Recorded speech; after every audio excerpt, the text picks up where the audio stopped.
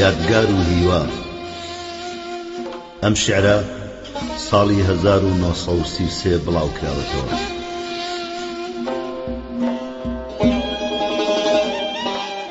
لەبەر چاوی بەد لە ترسی بەدکار دڵخۆمەکەمە گۆڕی یادگار.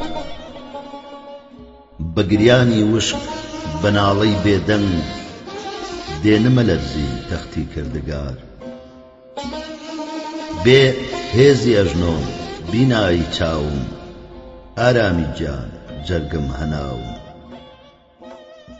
یاخۆ بەجارێت چارەسەرم کە یا لە نامەی ژین دەربێنە ناوم. ژیان بەلاتی و بێدەسەڵاتی هیچ درۆی نەبێ سەد مەرگە ساتی. مرۆ بە دیلی بژی خۆشەیان بمرێ بۆ بەرزی خاک و وڵاتی.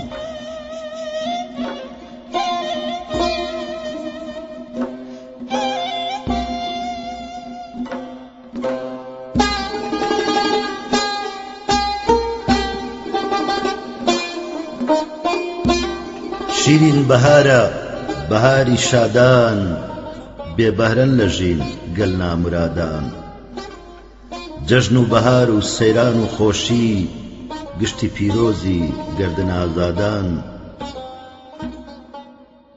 شیرین نەزانم کە تۆش زاماری وەک من عەوداڵی خونچەی بەهاری. هیوای تۆ یەکە هیوای من هەزار من بێزار نەبم تۆ بۆ بێزاری.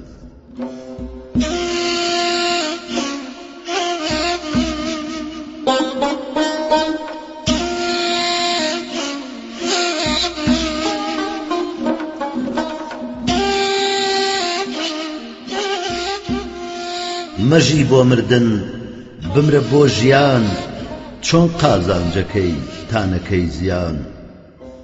لە زڕەی زنجیر دڵت نەلەرزێ پەیوەند بۆ لەشە نەوەک بۆ گیان. بێدا بنیشین جەبن هەناران کۆڕێ ببەستین چون مەی گوساران. باساتێ یادی لە ناوان نەبێ مەرجی جوانان ناڵێ هەژاران. بێدا بنیشین جەبنداری بەی نەختێ بنۆشین جە خۆشاوی مەی. اینجا بزانە کامیان جوانن بەی ڕەنگی گەردن مەی ڕەنگی گۆنەی. بێ با بۆت بکەم باسی جوانیم ڕۆژانی بەرخیم شەوانی شوانیم. کۆرپەی عازیز بووم شوانکارەی شادی ژیان بەخۆشی هەتا توانیم. ژیان سەردەمێ بە کەیف و خۆشی بە شادی کڕین بە خەمفرۆشی. تاکو پێم کرا ڕوومەتم مژی تاکو توانیم شەرابم نۆشی. ئەوسا کە چوومە ڕیزی دڵداران پێیوتم سەردار هۆزی هەژاران.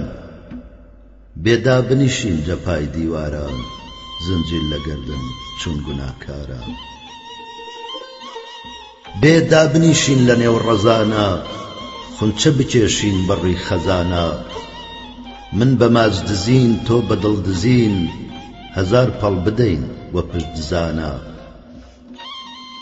بێدا بنیشین لە نێو گوڵشەنە لەژێر سێبەری دار و دەوەنە. لە ترسی دوژمن بە سۆزەی بەیان گفتوگۆ بکەین لە تەگوەتەنە. بێدا بنیشین جەبن چناران لە چاوی مەستی دیدە خوماران. بەری بەیان و سەر لە ئێواران بادە بنۆشین بەیادی جاران. بێدا بنیشین دیدە پڕ ئەسرین تۆ بگری بۆ خۆت منیش بۆ شیرین. وا بەهاریش هات کەژ و کۆ ڕەنگین دڵێ عالەم شاد دڵخۆمان خەمگین. بەهار هاتەوە وە سەیرانەوە وە لێلێ و لۆلۆ وە حەیرانەوە وە لەنجەولاری نیگارانەوە وە دەنگی خۆشی هوزارانەوە. بەهار هاتەوە خۆشی لە یاران خۆشی لە گوڵشەن خۆشی لە داران. خۆشی لە کۆڕی بادە گوساران، خۆشی لە بولبول، خۆشی لە خاران، خۆشی لە عالەم دوور لە دڵی من، شەونم بۆ خاران دوور لە گوڵی من. زنجیر پیرۆزی دڵمردوان بێ، با ئازاد بژی بیری سڵی من. شێوەی شیرینی کەژی خوێنینم، شیرێکە لەسەر زامی برینم. ئازادکردن و بەرزی وڵاتم، هیوای جانمە و ئامانجی ژینم.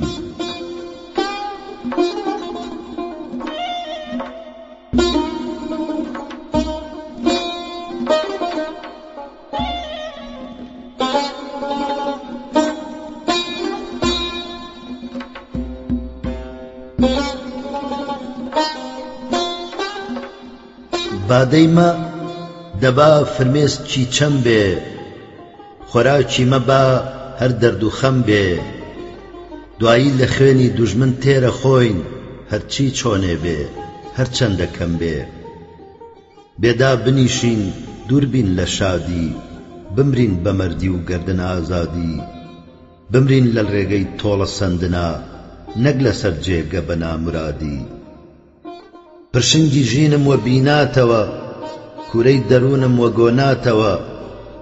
هەستە بێرە لام خۆر وە پاتەوە، دەرمانی دەردم هاوەلاتەوە. شیرین هەتاکەی دووری بچێژم، فرمێسکی خوێنین تاکەی بڕێژم. تاکەی لە گۆشەی دڵی زارمدا، خونچەی جوانی گەنجی بنێژم. ئەوا تۆ ئەڕۆی بەخوام سپاردی، پێم نەکرا خۆم بێم دڵم بۆ ناردی. ڕێژیان سەختە پڕترس و لەرزە، نابێ بترسی لە گەرمی و ساردی. دڵە شیرین ڕۆی بڕۆ لە شوێنی، کە شیرین ڕۆیی تۆ بۆ بمێنی. بەڵێن بێیتر نەتناسم هەتا، مژدەی ئازادی یارم بۆ دێنی. چاوە وەک لێزمەی بارانی بەهار، فرمێسکی خوێنت بۆ پیادێتە خوار. گریان کردەوەی بێدەسەڵاتە، بێدەسەڵاتان ئەڕزێن لە ژێر بار.